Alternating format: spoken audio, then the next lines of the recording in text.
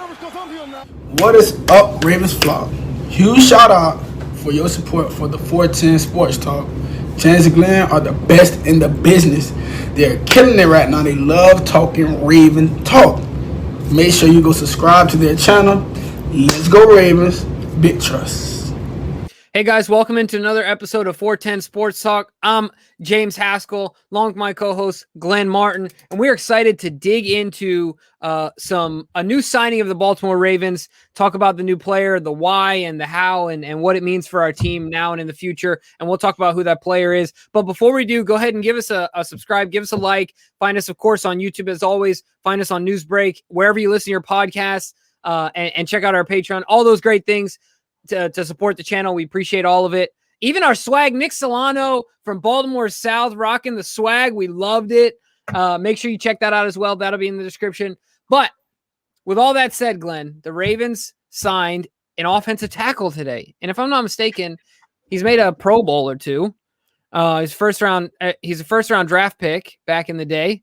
Ja'Wuan James, the former Bronco. And a little bit of a head scratcher till you peel it back a little bit, but talk to me about what your thoughts were. Actually, before you do that, let me give you a little bit of the breakdown of the deal, and then I want to get your reaction to it. Does that work for you? Yep, let's do it. All right, so we signed him for a $2 million deal that's up to being worth $9 million. But if you we signed him to a 2-year deal, that has the worth of up to $9 million. Pretty incentive laden, being that he's coming off an Achilles. But it really breaks down like this. His cap hit this year is $250,000, which is pretty awesome. The total money that we'll pay him is $500,000. And the way that it's been framed by Jeff Zrebeck is that we essentially bought an option for next year on a talented player at a premium position. Not too much risk involved. Next year, his cap hit, regardless of incentives, would be at 3.25. So coming off the injury in April, had the Achilles. We just signed Villanueva. He's an injured player. We got Ronnie who's coming off injury. What were your thoughts when you saw this signing? When I said he's an injured player, I was referring to Ja'Wuan, not Alejandro. Sorry, that came off wrong. Right, yeah, definitely Alejandro. I don't think he's not an injured player. Yeah, so I don't think we have to worry about him. But no, so first of all, I was surprised to hear it. I mean, people hear the Ja'Wuan James name and they probably remember, the media storm that was kind of surrounding him not too long ago. Like Jimmy mentioned, he did tear his Achilles tendon in April, and it caused a bit of an uproar because this guy he is working out in preparation for this upcoming season, and he tears his Achilles tendon, and the Denver Broncos release him because he tore that Achilles when he wasn't at the facility. But of course, he's preparing for the season with the Denver Broncos on his own time. But that's what all NFL players do, because if you didn't prepare on your own time, you would not only come into camp unprepared, out of shape, and more likely to be injured as you try and work yourself back into shape, but you'd probably be publicly criticized and embarrassed by the media for showing up to camp out of shape. And really the fans would go after you. They'd say, why are you waiting until we've done it, right? Yeah, why are you waiting until camp to get into shape? This is your job. This is your profession. And although you're only collecting game checks and getting paid during the season, this is your profession, and you're expected to keep your body in shape all season. So here he is doing just that, keeping his body in shape, tears his Achilles, and the Broncos don't want to pay up that salary. So he has filed a grievance against the Broncos for the $15 million in lost wages.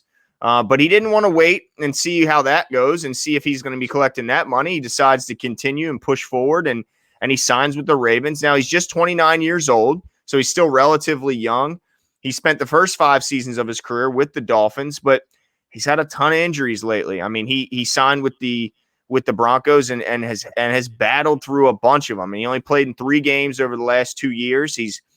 He missed 9 games in 2015, 8 games in 2017, 13 games in 2019, and opted out all of last season due to COVID concerns. So this guy hasn't played a ton. So, there is that. You got to mention that when you're talking about what he's going to be bringing to the Ravens. He hasn't played a ton here lately. Now, he was a pretty good player when he played back when he was playing consistently, certainly for the Dolphins, and that's why he earned a pretty good paycheck from the Denver Broncos. But obviously, the injuries kept him off the field for the most part once he got to Denver. So, like Jimmy mentioned, low risk and potentially high reward. He's a 6'6" guy, 312 pounds. He's got experience playing the right tackle position, and with Alejandro, while we expect him to be able to make that transition from left to right tackle and to perform admirably, we're not sure how long he's going to be here.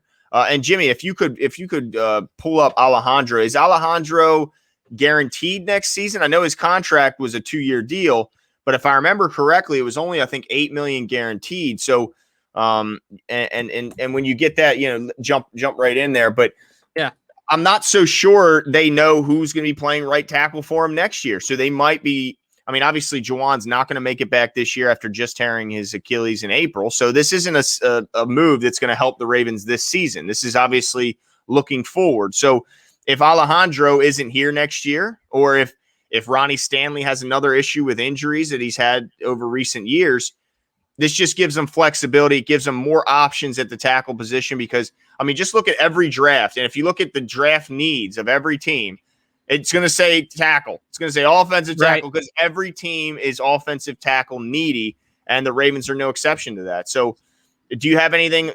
Yeah, the only thing that I can perceive is the same thing as you, is that it's pretty front loaded. So it's really almost like a team option next year, right? Gotcha. Where the guaranteed money is set to run out, and so it's really up to the Ravens whether or not they want to keep him around. And so it's just crazy to think about.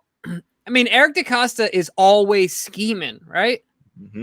Today, it's funny because as soon as this deal comes out, all I saw was, how's this going to affect the cap? What are we going to do now? Our pass rush is so terrible. Why are we signing an injured tackle? Why are we extending Gus at blah, blah, blah, all these things.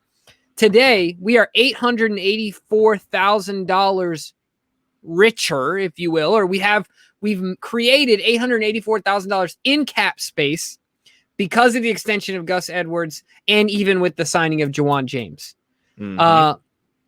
So really impressive stuff, I think, Eric DaCosta's standpoint, in that next year there is the potential for our three tackles to be Ronnie, Ja'Wuan James, and Alejandro Villanueva. And at that point, you could have Ronnie and James, we'll say, as your starters, your bookends, and then you have Villanueva come in on a as needed basis, and now he's got experience at both positions.